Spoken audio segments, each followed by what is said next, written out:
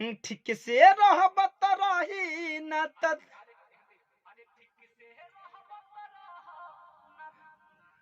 ठीक न हो बाबू इज्जत से बतवाले साली से बढ़िया हाँ अरे ठीक से हाँ हाँ बा कि अरे ठीक से रहबत रही ना त दुआरा पा जाई सुनी ठीक से आवत बाबू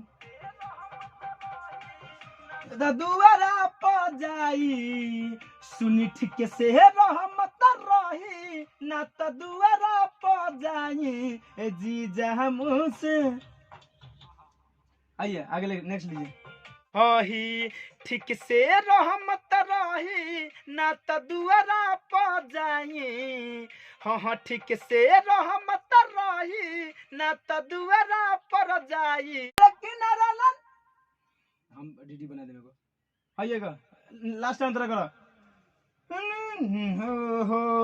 किया मुँह से मजाक के कला जीजा देह से नहीं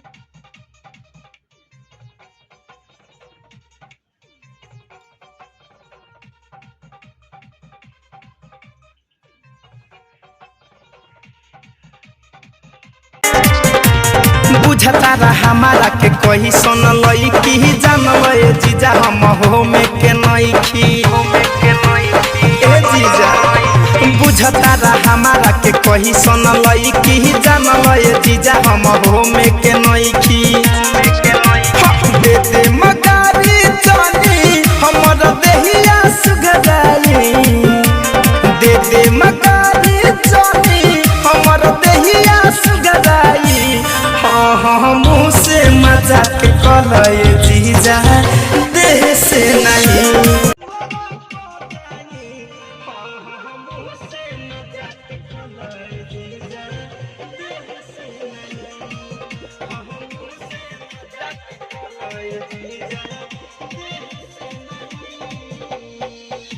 क्या बात है मुँह से मजाक कलय जीजा देह से नहीं। और आइए भाई रिकॉर्डिंग मास्टर बैठा है देखा हमारे राइटर थारू भाई लिखले है गाना के बहुत ही अच्छा गाना बा और माँ अम्बे रिकॉर्डिंग स्टूडियो में हमनी के बैठ के गाना के रिकॉर्ड करनी जा और गाना का डीटी हमारे मिठू भैया दिले बानी हाँ मिठू भैया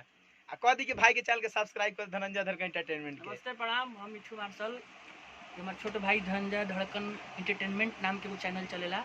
चैनल के सब्सक्राइब करी जा और ढेर सारा लाइक शेयर करी जा। लव यू क्या बात है गाना आप लोगों के बीच में बहुत ही अच्छा जात रही। अब चलता नहीं हमने क्या मिठू भैया का गाना के लेके अब रिकॉर्ड करे तब तक बाय बाय।